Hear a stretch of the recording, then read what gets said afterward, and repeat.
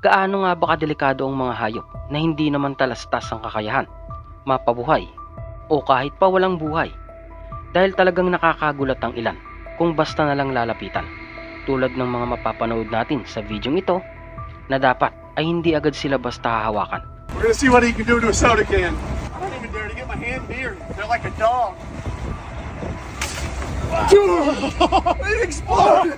Oh my word! Dead snake. Maaaring nakakita na ang ilan sa atin ng ganito na kung saan ay kahit hiwalay na ang ulo ng ahas sa kanyang katawan ay nakakakagat pa rin ito. Sinasabi pa dati ng matatanda na mas delikado ang ganito dahil mas naiipon ang kamandag nila at may pinakamabisa itong venom kapag nakakagat. Tulad ng videong ito, dahil masyadong agresibo ang ahas ay wala silang naging choice kundi ang tapusin ito. Ngunit kahit wala na itong ulo ay nanunuka pa rin ito.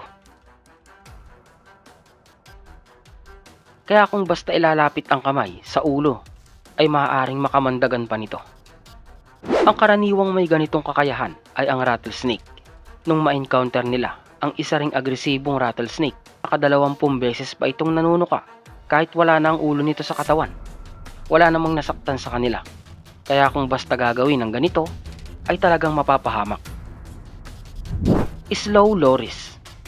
Bagaman mukhang mahina at talagang may ugaling sobrang bagal ang slow loris na tulad ng sloth, ay kinatatakutan sila sa Southeast Asia.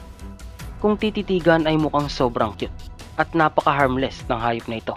Ngunit kabaliktaran yan ng kanilang kakayahan dahil kapag nakakagat ang slow loris ay maaaring mabulok ang balat na tatamaan ng kanilang pangil.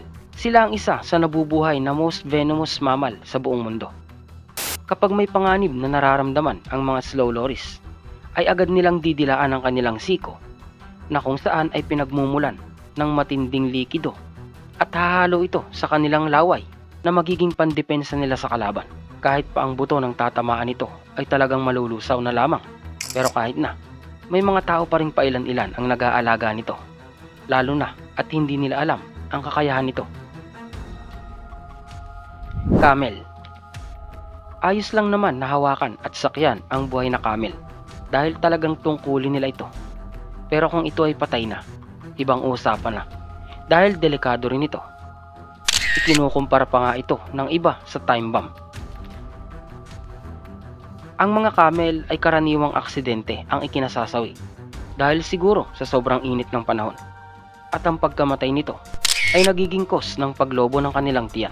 Ang taba na nasa loob ng bukol sa likod ng mga camel ay nako-convert sa carbon dioxide, methane at organic acid. At dito ay maglalabas ito ng gas tulad ng hydrogen sulfide. Kaya sa anumang oras ay sumasabog ito, lalo na kapag hinawakan na lamang ng basta. Pufferfish. Alam mo bang medyo delikado rin ang buhay na pufferfish at masama ring hawakan kahit ang patay na pufferfish. Mukha lang itong cute pero nagtataglay ito ng toxin na kayang kumitil ng nasa 30 katao. Sa tindi ng bisa ng laso nito ay wala pang nagagawang antidote para dito. Kaya ang pufferfish ay isa sa itinuturing na nakalalasong vertebrates. Nagtataglay lang naman sila ng tetrodotoxin na umaabot ng 1,200 times na mas sobra pa ang toxic kaysa sa cyanide. Pero kahit na delikado ito, ay may mga bansang ginagawa itong putahe tulad ng Japan. Pero nagagawa lang ito ng mga professional chef. Kaya nga sa basta paghawak dito ay marami ang napapahamak, lalo na sa nabanggit na bansa sa Japan. Elephant carcass.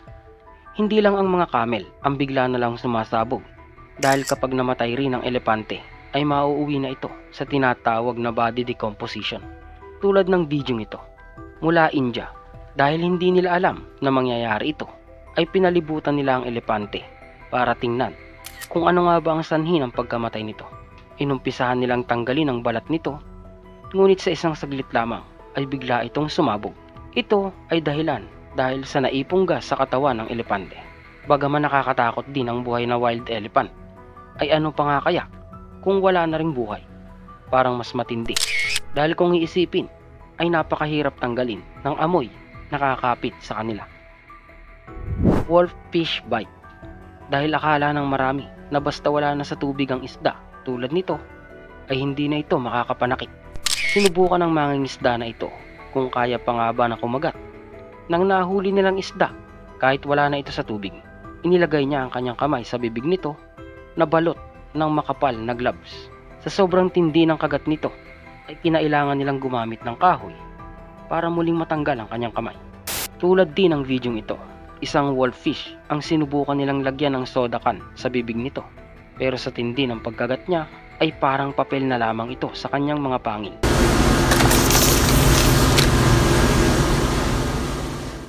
Snapping turtle. 2, 3. Marami ang mga taong basta na lamang nagkakamali sa paghawak sa pagong, tulad ng snapping turtle. Kaya nga hindi rin talaga sila basta pagong, tulad ng lalaking ito. Hinuli niya ang nooy nananahimik na pagong sa ang nooy nananahimik na snapping turtle sa tirahan niya. Itinaas niya ito para magmagaling, kaya lang bigla na lamang siyang kinagat nito sa nguso. For example, ang kagat ng alligator snapping turtle ay umaabot ng 210 newtons. Poison dart frog. Kung tutuusin, ay isa ang mga palaka na ito sa pinakamagandang uri ng palaka na nabubuhay. Matatagpuan ito sa Central at South America. Dahil sa matingkad at kaakit-akit nilang kulay sa kanilang katawan, ay ito rin ang pandepensa nila. Lalo na itong golden dart frog. Kahit na 2 inches lamang ang laki nito, sa konting patak lang ng laso ng palaka na ito, ay kayang pumatay ng 10 katao.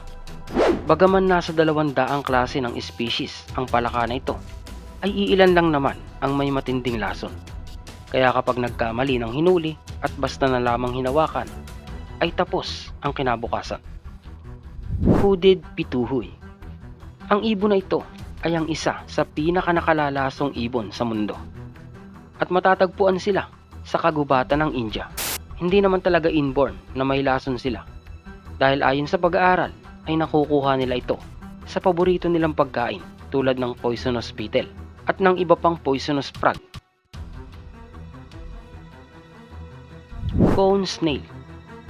Kapag ikaw ay dumive sa dagat at natagpuan mo ito, huwag na huwag mo itong hahawakan.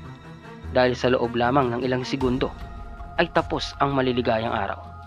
Mula sa matulis nitong proboscis ay agad na maglalabas ito ng matinding venom na may nakamamatay na epekto. Sa talas ng pinagmumulan ng laso nito ay kaya nitong butasin ang kasuotan ng isang diver tulad ng glove. Napaulat nga noong 2004 na nasa 30 katao ang nasawi nang dahil lamang sa na-encounter na cone snail. Kaya mas kinatatakutan ito at hindi na nila basta nilalapitan kapag nakakakita sila nito. Grabe. Assalamualaikum Kaya warahmatullahi talagang kung wabarakatuh. hindi susuriin ng ayos, ay maaaring This is the basta female ikapahamak adult ang camel. pagkalapit sa mga hayop na ito. That means we are locally Buhay called man as o naga. patay. Dahil You see, napakadelikado one naga nila. is dead. Kaya yan lang muna ang mga video natin sa ngayon. Ikaw, nagustuhan mo ba ang mga video ito?